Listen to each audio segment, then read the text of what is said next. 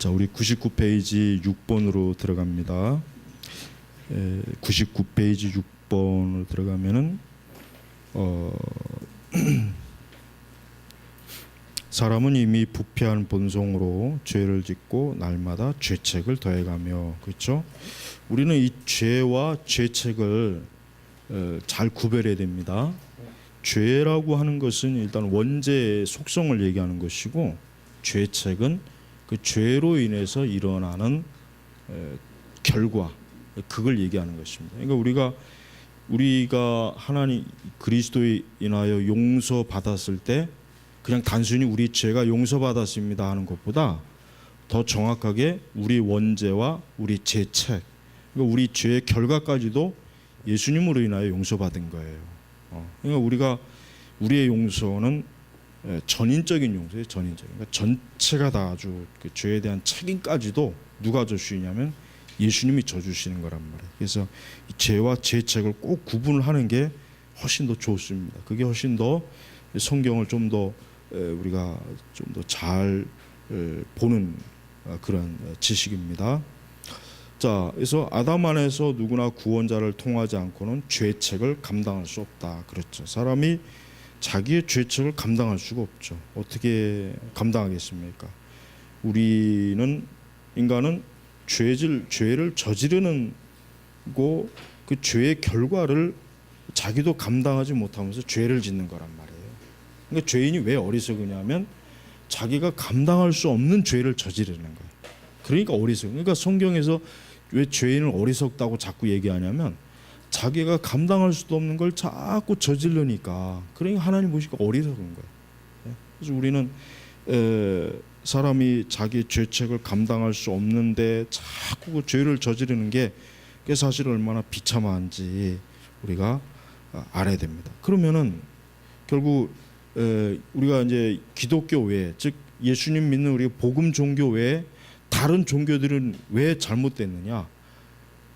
사람이 감당할 수 없는 그 죄책을 다른 종교를 아무리 믿는다고 해봐야 그건 결과적으로 아무런 좋은 효과가 없는 거예요. 그러니까 죄책을 감당할 수가 없어요. 다른 종교는 안 돼요. 그러니까 그리스도 외에 어떠한 방식으로든지 인간이 죄책을 이걸 해결할 수 있는 길이 없단 말이에요. 그러니까 이방 종교에 아무리 열심히 그거를 거기에 그 종교에 목숨을 건다고 해도 안 되는 이유가 바로 거기에 있는 것입니다. 그러니까 그리스도 외에, 그러니까 그리스도 외에는, 참 구원자 외에는, 그 예수님 외에는 인간의 그 죄책을 해결할 수 있는 길이 결국은 없다는 걸 우리가 알 수가 있습니다. 그러니까 우리가 여기서 이단이 얼마나 어리석은 종교인지 알 수 있어요. 신천지 같은 경우는 이만희가 이긴 자라 그러죠. 이긴 자. 이만희 자체가 신천지의 교리에서 보면은 구원자란 말이에요. 구세주예요. 결국 구세주예요, 사실은. 근데 사실은 우리가 너무나 잘 알겠지만 신천지라고 하는 그러니까 이만희라고 하는 그 사람은 자기의 죄도 감당할 수가 없는 사람이에요. 하나의 피조물인데 그런 사람을 믿는다고 하는 게 얼마나 어리석습니까? 안 그래요? 네? 그보다 조금 차원 높은 이방 종교도 해결이 안 되는데, 네? 그보다 차원 높은 초월자를 믿는 이방 종교도 해결이 안 되는데 어떻게 사람을 어떻게 숭배하고 구원자로서 볼 수가 있느냐? 그러니까 이단에 빠진 사람들은 이방 종교를 믿는 사람보다 더 미련한 사람이에요. 사실은 훨씬 더 미련한. 그건 정말 뭐라고 얘기할 수도 없을 만큼 이단에 빠진 건 정말 참 비참한 것입니다. 그래서 우리는 그 뒤에 넘어가 보면은 우리가 몇몇 성경 구절이 있죠. 성경 구절이 있는데 거기 보면은 그 중에 이제 마태복음 27장 51절에 보면은 이에 송소 휘장이 위로부터 아래까지 찢어져 둘이 되고 땅이 진동하여 바위가 터지고, 그러니까 송소 휘장이, 그러니까 더 이상 이제 더 이상 하나님과 사람 사이에 이제 그 중간에 담이죠. 희장이 사실은. 예? 그 담이 이제는 더 이상 이제 장애물이 될 수가 없죠. 이제 그리스도의 십자가로 말미암아 하나님과 사람 사이에 중보자께서 예수님께서 길을 확 터 넣으신 거예요. 그러니까 그 휘장이 찢어진 거는 이제 더 이상 구약의 의식의 종교가, 그러니까 구약의 의식은 이제 폐해진 겁니다. 구약의 의식. 그러니까 구약 의식 자체가 이제는 완전히 이제 의미가 없어져 버렸어요. 예수님이 다 이제 그동안 구약의 그림자들이 예수님이라고 하는 실체가 나타나 갖고 그 구약의 그 그림자를 분명하게 보여준 거예요. 분명하게. 자, 7번의 의에 대해서 우리가 생각해 보겠습니다. 의란 결국 뭐냐? 성경에서 말하는 의라고 하는 것은 단순히 인간의 선행, 어떤 의로운 행위를 말하는 것은 아니죠. 근본적인 의는 마틴 루터가 오랜 동안 하나님의 의라고 하는 주제로 그가 고민을 많이 했어요. 영적으로 그가 그것 때문에 고심을 많이 했죠. 즉 자기는 이렇게 자기의 부패성을 볼 때 어떻게 하나님의 의에 이를 것인가. 루터는 그거를 결국은 고민을 하다가 그리스도의 의를 깨달은 거예요. 로마서의 말씀을 통해서, 또 시편을 통해 가지고. 그래서 하나님의 의라고 하는 것은 인간이 결코 도달할 수도 없고, 또 그 의를 스스로 그 의를 사람이 만들 수도 없고 성취할 수도 없고 그 의에 이룰 수도 없단 말이에요. 그럼 결국 이 하나님의 의를 누가 이루느냐? 그 베드로전서 2장 24절 그 말씀에 나오죠. 책에 친히 나무 위에 달려 그 몸으로 우리 죄를 담당하셨으니 이는 우리로 죄에 대하여 죽고 의에 대하여 살게 하려 하시면. 그러니까 죄에 대하여 죽고, 그렇죠. 죄에 대하여 죽고. 근데 이 죽음이 누가 죽었습니까? 예수님이 죽었잖아요, 사실. 예수님이.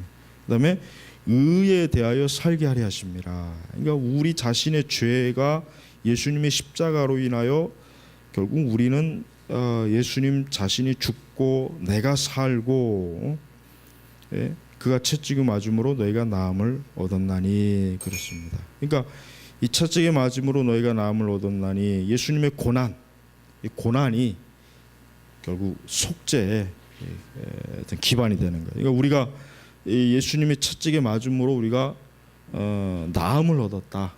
이 나음을 얻었다는 것은 은사주의자들은 이 구절을 가지고 치유, 은사, 신유 은사를 많이 이 구절을 가지고 많이 해석을 하죠.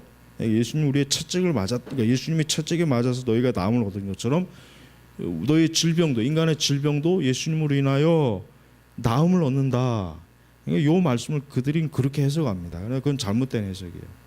예수님이 이 채찍을 맞았다는 것은 고난을 당하셨다는 거예요. 십자가의 고난. 그러니까 그 십자가의 고난으로 너희가 나음을, 즉 우리가 죄가 속량되었다. 우리 죄가 씻어졌다. 죄로 인하여 우리가 부패하고 죄로 인하여 우리가 죽었던 것이 우리가 나음을 입었다. 이거 지금 그걸 얘기하는 것입니다. 그러니까 이 구절은 순복음에 있는 사람들이 가장 오해를 잘못 해석하는 구절이에요. 아주 순복음교회 목사들은 이 구절 가지고 아주 그냥 5만 가지 교리를 다 펼치는데 그들이 성경을 너무 무식한 거예요. 성경에 대해서 아주 무식한 겁니다. 우리는 이제 그걸 오해하지 말아야 됩니다. 자, 고린도후서 5장 21절에 보면 하나님이 죄를 알지도 못하신 이를 그었죠.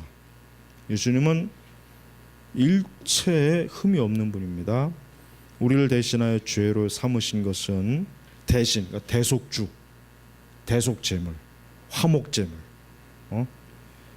구약으로 말하면 짐승, 우리로 하여금 그 안에서 하나님의 의가 되게 하려 하심이라 그랬죠. 그러니까 전적으로 우리는 죄인은 예수님으로 인하여 하나님의 의가 우리에게 수여된 거예요. 수여된 거예요. 그러니까 우리는 어떠한 공로가 없어요. 공로 자체가 완전히 우리는 우리에게서는 하나님의 의를 나타낼 수 있는 공로가 없단 말이에요. 그러니까 행위로, 자기 의로 구원받을 수가 없습니다. 그래서 이 세상에는 두 가지 종류가 있어요. 결국 두 종류입니다. 자기 의로 구원을 받으려고 하는 종교와 그리스도의 대속으로 인하여 구원받는 것. 그러니까 오직 유일한 구원의 종교는 뭡니까? 그리스도의 대속으로 인하여 구원받는 거예요. 다른 모든 종교들은 뭐 이름이 다르고 여러 서로 다른 것 같지만 하나예요. 그리스도의 의가 아닌 자기 의로 스스로 완전해지고 하나님의 의에 이르려고 하는 것인 하나님 앞에서는 그거는 멸망하는 것, 멸망의 길이라는 걸 우리가 알아야 되는 것입니다. 그래서 우리가 이 하나님의 의라고 하는 것이 이렇게 중요하다. 하나님의 의라고 하는 것이 이렇게 중요하다는 걸 우리가 알아야 됩니다. 성경은 특히 이제 신약 성경은 하나님의 의에 대한 이 말씀이 많이 나와 있습니다. 왜? 이것이 복음의 기초이기 때문에 그래요. 복음의 기초는 하나님의 의예요. 복음은 하나님의 의를 드러내는 것입니다. 복음이 인간의 의를 드러나면은 그게 바로 가짜 복음이 되는 거예요. 가짜 복음, 희석된 복음이 되는 것입니다. 지금 교회에서 많이 복음이라고 선포되어지는 것들을 보면은 사실은 그건 복음이 아니에요. 사실은 그건 복음이 될 수가 없습니다. 그냥 예수님 얘기한다고 해서 복음이라고 생각할 수도 없는 거예요. 그리스도의 복음은, 하나님의 복음은 하나님의 의가 철저하게 드러나야 돼. 하나님의 의가 드러나서 그 의를 통해서 우리가 살고, 그 의를 통해서 우리가 건짐을 받고 죄를 씻음 받고 하나님의 자녀가 되고 천국 백성이 되는 거, 이것을 우리가 하나님의 의의 기초를 두고 있는 것입니다. 그래서 우리는 하나님의 의가 무엇이냐를 잘 알아야 됩니다. 성도들이 교회를 다니면서 하나님의 의가 아직도 모르면은 그 사람들은 복음을 아직도 모르는 거나 마찬가지예요. 루터가 복음으로 인하여 회심하기 이전, 거듭나기 이전에 그 상태나 다를 바가 없어요. 그래서 우리가 하나님의 의가 얼마나 중요한지를 잘 우리는 깨달아야 됩니다. 다음 중보자.